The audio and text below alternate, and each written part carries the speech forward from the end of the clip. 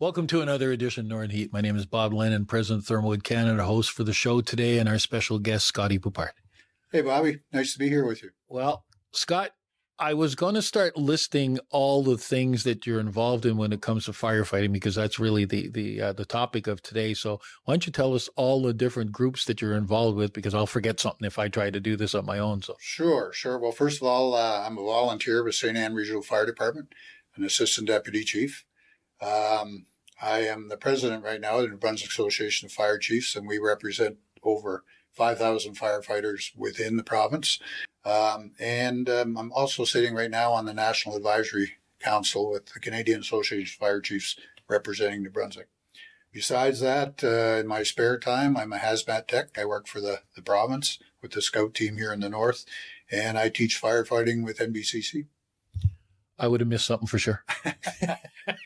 So let's talk a bit about this. And you got involved in firefighting a number of years ago at Brunswick Smelter.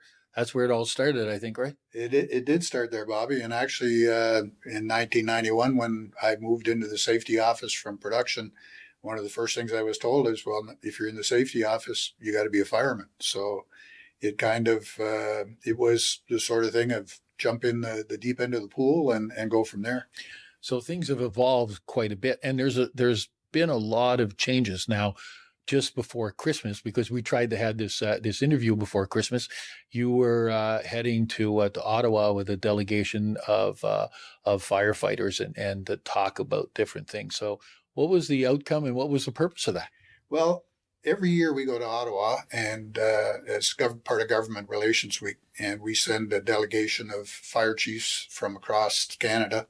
And the purpose is to lobby the federal government, first of all, to let them know what the priorities of the fire service across the country are, and to make sure that the politicians are aware of the importance of making sure that we get the funding that we need and the continued support for projects that we're working on.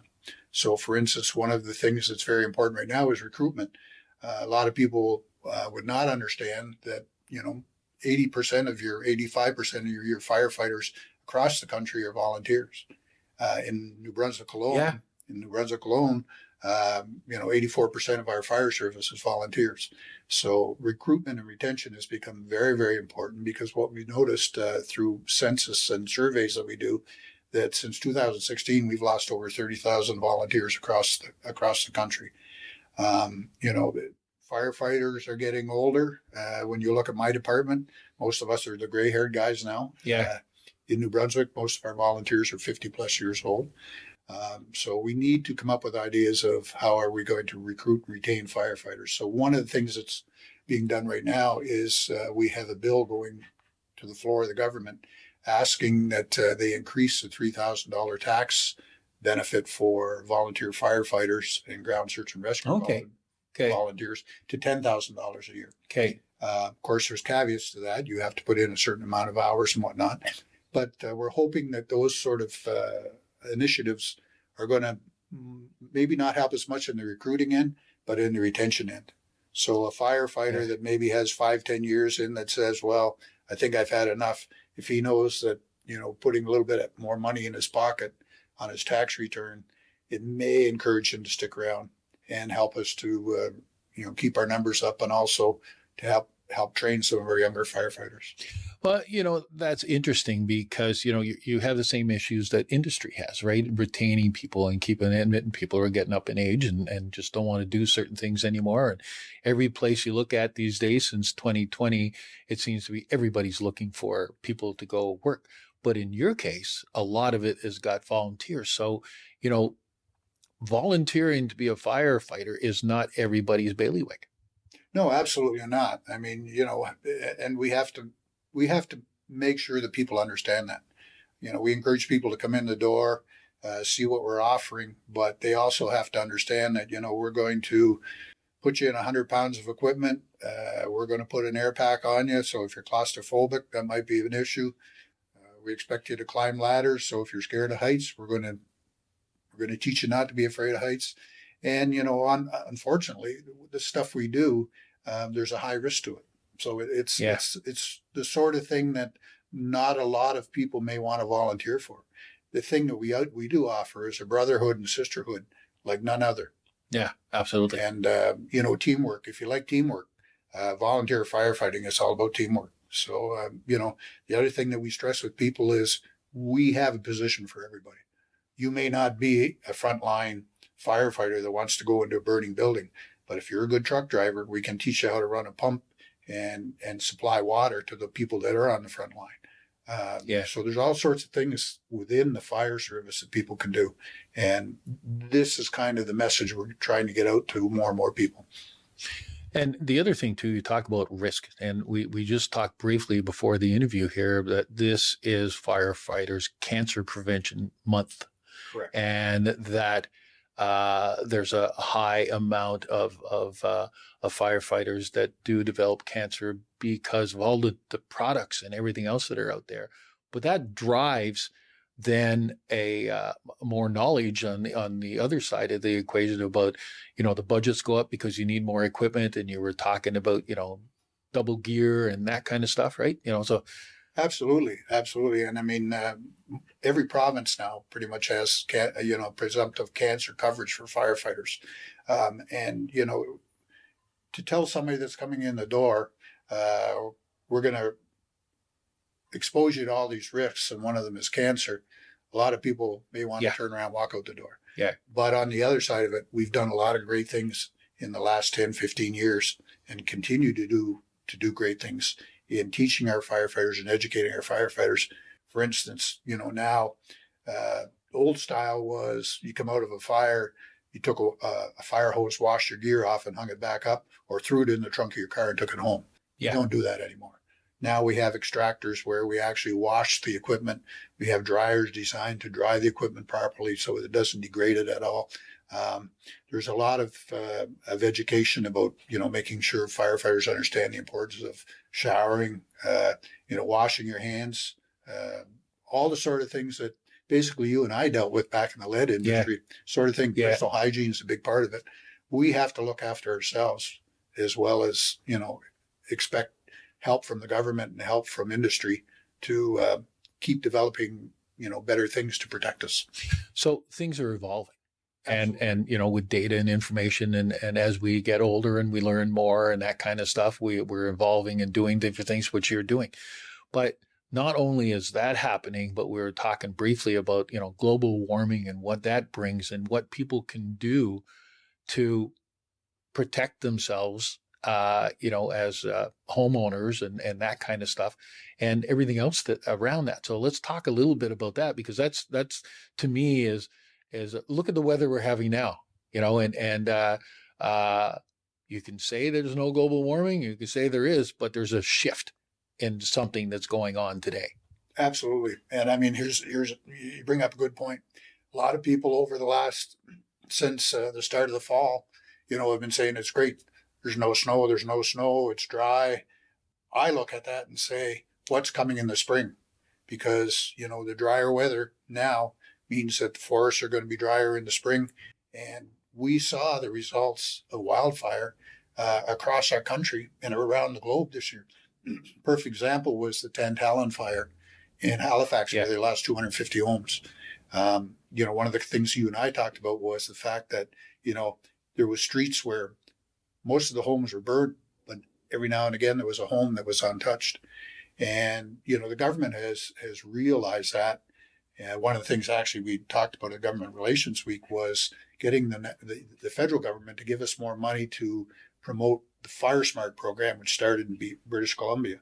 And basically that program is designed to teach homeowners that want to build and live on this urban wildland interface how to protect their homes. And, it's about making sure that you have a cold, warm, and hot zone around your home so that you don't have, for instance, a couple simple things, keeping your gutters clean of dry leaves. If you have a deck, making sure that stuff underneath your deck is all cleaned out. Not piling your firewood against your house, but making sure that it's 10 feet, 15 feet away from the house so that, you have all these materials that may burn if there is a fire, but there's a buffer zone around your home, which may help to prevent your home from actually burning. So, Scotty, can people go and, like, those are simple things. They're not difficult things that everybody can do for themselves. And at the end of the day, they're potentially saving their homes. It's a little bit of work to do, but you're making it a lot safer. You're making it safer for yourself, but you're also making it safer for the fire department if they have to go in there, right? They don't end up with all those exposures. But where can you get that information?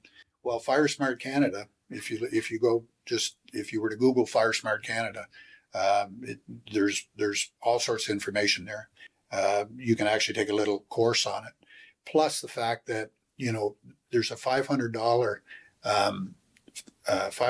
grant through FireSmart Canada for neighborhoods that want to set up a basically FireSmart project where they can go get a group of people together, basically learn about FireSmart, and then go through their homes and help each other to FireSmart their properties. And part of our ask with the national government is we're having a hard time getting that program out to everybody that needs it. So we're asking the federal government, can you give us some funds, not to basically fund the program, but to help us promote and educate people so that we can get the message out.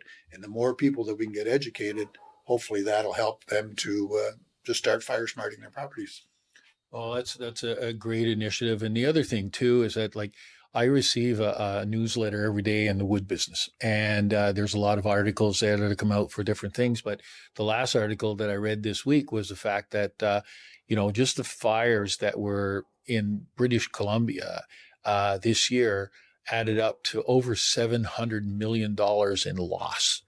Like it's just incredible. So, when you think about all the trees, those could be used for something. It's revenue for something else. It just adds up at the end of the day. Absolutely. And when you look at structures nowadays compared to structures 25, 30 years ago, the materials that they're built out of burn quicker, they burn hotter, they give off a lot more toxins than they used to be.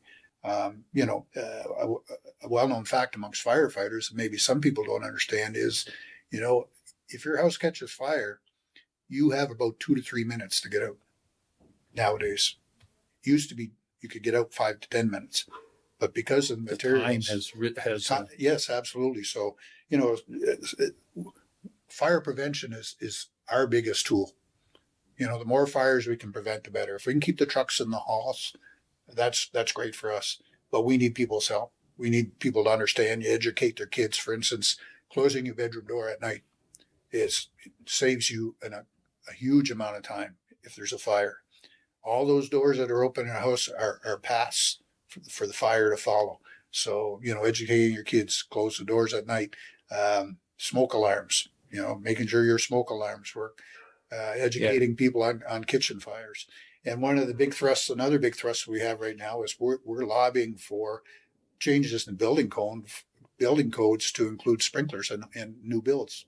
Oh, yeah. Okay. A homeowner now that's building a home, for an extra $5,000, they can sprinkle their home. And it's been well proven that what a sprinkled room or home looks like. Save lives. Yeah, absolutely. Yeah. Absolutely. So, Scotty, if you're to leave us with a message today and to the general public, what would it be? Well, my message would be, support your volunteer firefighters, but more importantly, educate yourself on how you can protect yourself and the things that you can do so that you don't need to pick up the phone and have the red truck show up at your door. Well, it seems pretty simple. It does. It's simple, but everybody's life is busy. And, it's there's always things that are going to happen. The one thing we want to make sure is we have enough volunteers, we have enough firefighters to make sure that we'll show up when you need us, and we will show up. Oh, that's for sure. You'll show up. I've known people that, the fact that the fire department showed up right away saved their homes and stuff. And so those are things that are important. But so listen, I appreciate the work that you're doing for our community, and hopefully that you're able to recruit more people to join your ranks, and the fact that you've given people an opportunity to go check to see on their own of what they can do and how that can help. Everybody can help one little bit at a time. So really appreciate it and appreciate the work that you're doing for everybody and for our province at the same time. So I appreciate that, Bobby. And I'm not sure if you're familiar with challenge coins. This is something that started back in the First World War, and the different units used to carry coins to identify themselves. And when you met somebody from a different unit, you'd shake hands and show them your coin. Well, this has been adopted by the fire service. This is one of our New Brunswick coins. And basically what we do now, kind of a thing that we do with the fire service, is you carry a challenge coin, and when you meet another firefighter, you shake hands. Yeah. You give him the coin. Oh, yeah. And if he doesn't have a coin to give back, then he has to buy you a beer. So next time you are out, you owe me a beer. Well, that's great. I appreciate this very much. This is a beautiful token here, and I gladly buy you a beer even if I didn't have the token. There you go. So again, thank you very much for coming in today and talking to us about this and what you're doing and what people can do. Really appreciate that. I love talking about this stuff. There we go. There we have it. Another edition of Northern Heat for this week, the place you come to listen to the stories that haven't been discovered yet.